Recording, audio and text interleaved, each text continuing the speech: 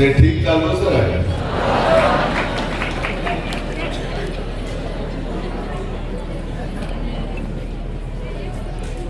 हरित क्रांतीचे जनक, महाराष्ट्राचे सर्वाधिक काळ राहिलेले मुख्यमंत्री, कैलासवासी वसंतराव नाईक साहेबांच्या जयंतीच्या निमित्तानं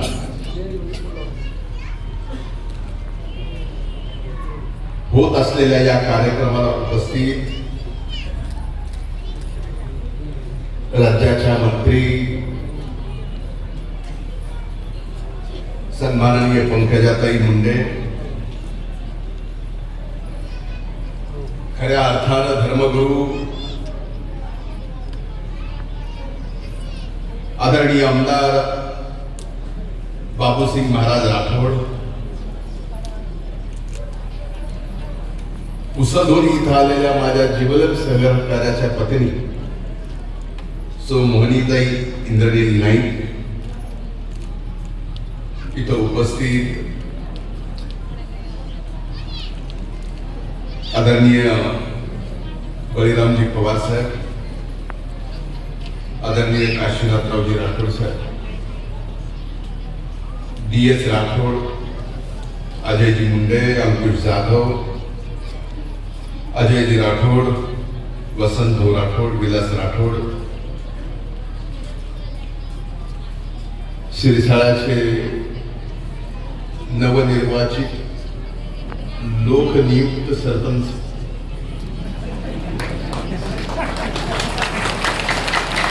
जनाब नसीब भाई, बदलो नसीब और सिरसाई,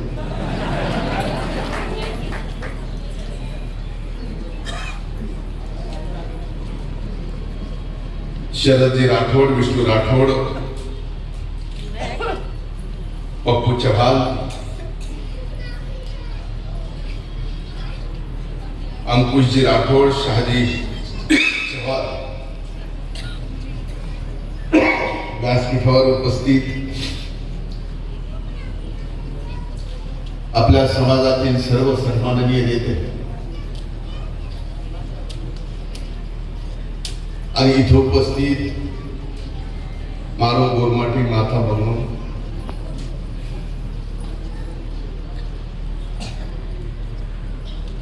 माझ्या बंधू भगिनीनो, पत्रकार मित्रांनो, सर्वप्रथम मी माझ्या वतीनं आपल्या सर्वांच्या वतीनं 113व्या वसंतराव नाईक साहेबांच्या जयंतीच्या निमित्तानं त्यांच्या स्मृतीस, त्यांच्या कार्यास, त्यांच्या निष्ठेस मी वंदन करतो आणि जयंतीच्या निमित्तानं आपल्या सर्वांना मनपूर्वक शुभेच्छाही देतो.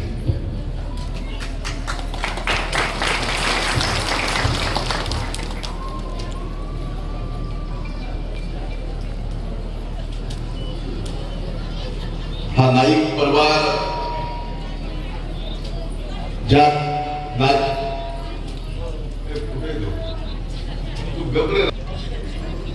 ज्या जगदंबांना आशीर्वाद दिला, तो आशीर्वाद एवढा मोठा आहे की महाराष्ट्रात आजपर्यंत कुठल्याही मुख्यमंत्र्याला लाभला नाही. 11 वर्ष ते कैलासवासी वसंतरावजी. आपण वेगवेगळ्या त्यांच्या असंख्य कामाचं उदाहरण देतो, पण त्यांच्या सारखं खणखर नेतृत्व या उभ्या महाराष्ट्राला नाही, देशाने सुद्धा पाहिलं नाही. कारण त्या 11 वर्षाच्या त्या दुष्काळाला सामोरं कसं जायचं, माणसं जगवायची कशी, महाराष्ट्रातल्या मायबाप जनतेचं पोट भरायचं कसं, हे आव्हान वसंतराव नाईक साहेबांच्या समोर 72ला 1900 होतं, 1972. पण ते आव्हान केलं. एकाही माणसाला त्या दुष्काळात उपाशी राहू दिलं नाही.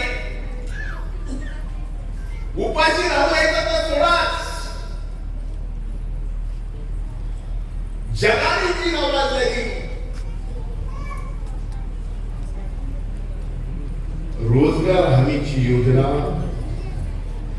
या देशात नाही जगात पहिल्यांदा कुणी आणली असेल तर ती कैलासवासी वसंतराव नाईक साहेबांनी या महाराष्ट्रात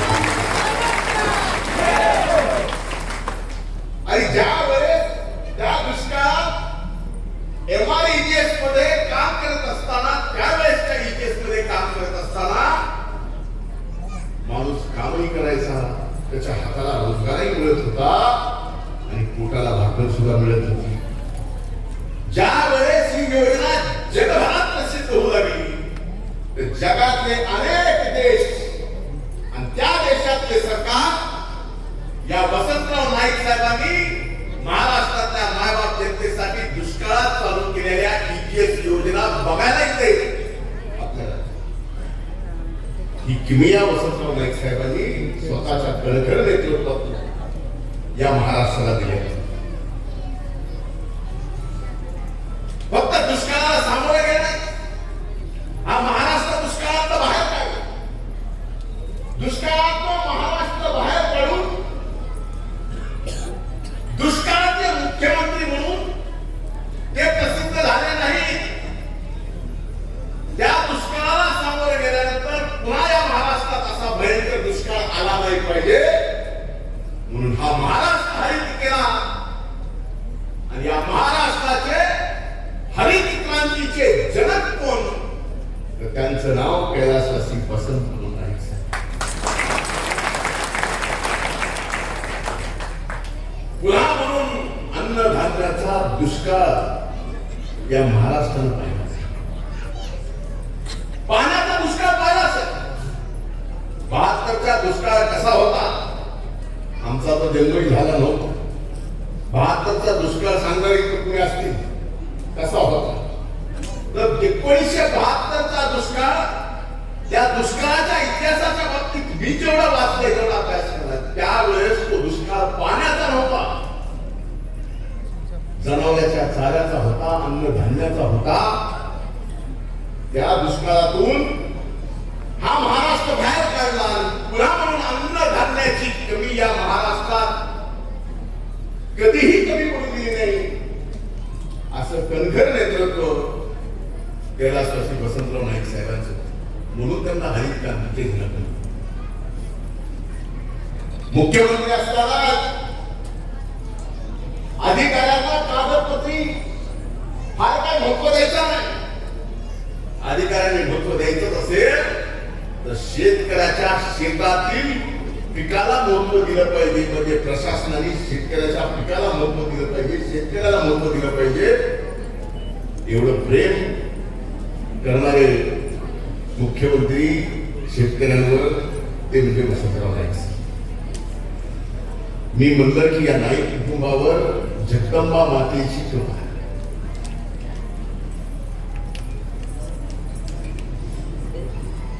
घरातले वसंतराव नाईक साहेबांनंतर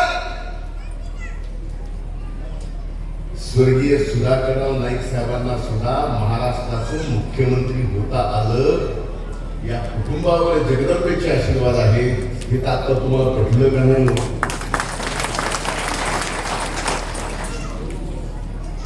त्याच्यानंतर आदरणीय मनोहर नाईक साहेब आणि आता स्वर्गीय अजितदादांनी माझे जीवलग मित्र इंद्रनील नाईक साहेबांना या ठिकाणी महाराष्ट्रात मंत्री केले. म्हणजे किती नशीबवान घराणा. बाबूसिंग महाराज आम्ही किती नशीबवान दोघं आहोत आम्हाला माहिती. पण हे घराणं किती मोठं आहे. हा जो जगदंबेचा आशीर्वाद आहे. आज तुम्ही पूजक आहात. आम्हा दोघांना सुद्धा आशीर्वाद द्या.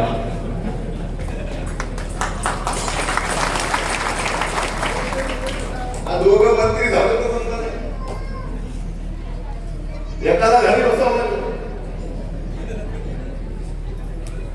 पण एक व्यक्ती आहे अंकजाताई असो मी असो माझे असंख्य सहकारी असो पद प्रतिष्ठेपेक्षा तुमचं आणि माझं नातं हे आगळ वेगळे जे कधीच टिकू शकत नाही. पद येतील जातील पण या बंजारा माझ्या समाजाने एवढ्या निष्ठेने सोबत राहिले, त्या निष्ठेची तुलनाच होऊ शकते. दोन वाक्यात स्थितीमध्ये सांगायचं झालं तर या समाजाची निष्ठा कशी असावी, जी निष्ठा आमच्या प्रती दाखवली, ती निष्ठा म्हणजे मैदान में हारा हुआ बाद में कभी भी जीत सकता है, लेकिन जो अपनों का साथ निभाता है वो जग में कभी भी हार नहीं सकता, वो ये निष्ठा. म्हणून तुमचं माझं नातं हे सांगायची गरज नाही. तुम्ही बोल आहात, आम्ही बोल आहोत.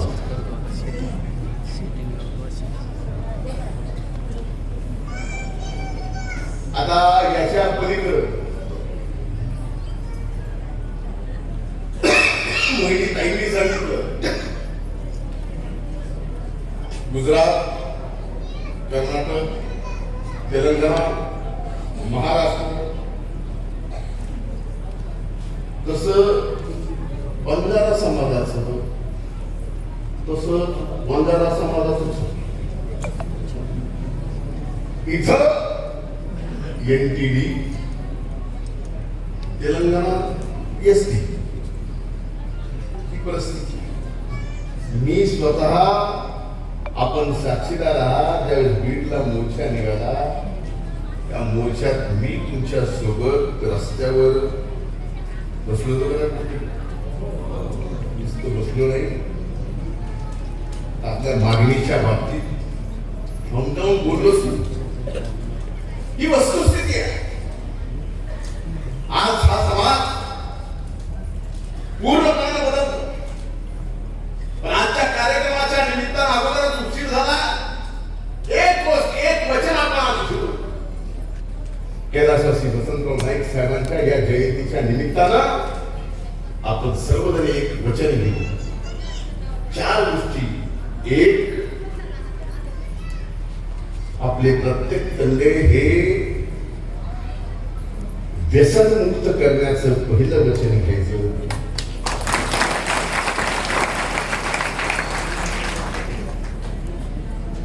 दुसरं, समाजाचे जे संस्कार, संस्कृती आणि परंपरा त्याचा प्रत्येकाला हेवा वाटतो. ते संस्कार, संस्कृती आणि परंपरा पुढच्या येणाऱ्या पिढ्या लक्षात ठेवतील असं आपण सर्वजण मिळून काम करू. एवढंच मी माझ्या वतीनं वचन देतो. आपली माझ्या प्रती असणारी निष्ठा ही शब्दात वर्णन करू शकत नाही. 4 शब्द बोललो जरी असेल, पण या निष्ठेची, अरे सह्याद्रीचा नाही तर हिमालयाच्या पर्वतासारखे चांगल्या वाईटातला वाईट का तुम्ही खंबीरपणाने माझ्या मागे होता. त्या उपकाराची परतफेड आम्ही कधीही करू शकत नाही. आई असली, मी असली, आपल्या उपकाराची परतफेड होऊ शकते आणि ती परतफेड करायची नाही का? तर कायम शेवटच्या श्वासापर्यंत तुमच्या उपकाराच्या खाली आम्हाला जगायचे, तुमची सेवा करायची. त्या सेवा करण्याचे वचन आज या निमित्तानं देतो. पुन्हा एकदा वसंतराव नाईक साहेबांच्या 113व्या जयंतीच्या निमित्तानं आपल्या सर्वांना शुभेच्छा देतो. खूप खूप धन्यवाद. जय हिंद, जय महाराष्ट्र.